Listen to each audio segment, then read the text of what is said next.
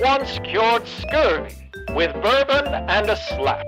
It's time again for the Drinking Man's Diet with your host, the man, the myth, the protein-packed legend, Chip Flanagan.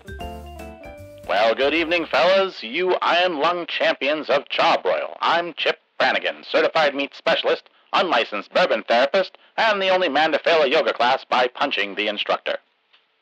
You're tuned in to the Drinking Man's Diet, the only health program brave enough to ask, what if your food pyramid was just a steakhouse menu?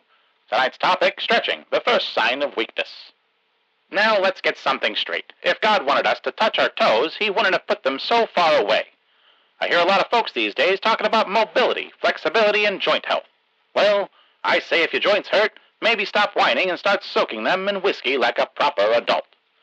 If you want flexibility, try wrestling a wild boar in a muddy field after 6 bourbons and tell me you didn't get a full range of motion.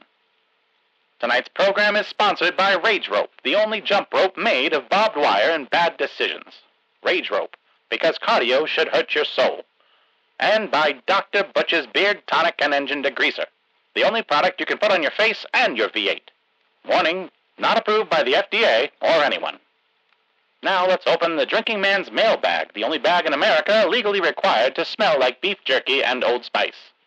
Here's one from Keith in Schenectady. Dear Chip, my back gets stiff in the morning. Should I be doing yoga? First off, Keith, no. Yoga is what happens when stretching meets jazz flute and peer pressure. Here's what you do instead. Wake up, punch a log, drink a glass of cold bacon grease, then bend over to pick up a car battery. If something cracks, congratulations. You're looser than you were yesterday. Stiff back? I call that vertebral discipline. This week's featured workout is called static staring, because stretching is for cats and contortionists, but intimidation is forever. Step 1, stand outside at dawn in nothing but flannel boxer shorts. Step 2, pick a tree in the distance. And Step 3, stare at it until the tree starts questioning its own masculinity. Now hold that for 30 minutes or until you're mistaken for a haunted lumberjack. Do this every morning and your core will tighten out of fear.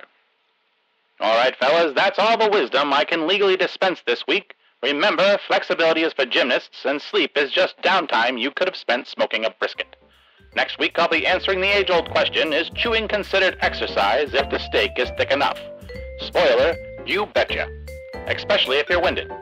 Until then, stay strong, stretch never, and if someone offers you kale, punch them square in the gluten.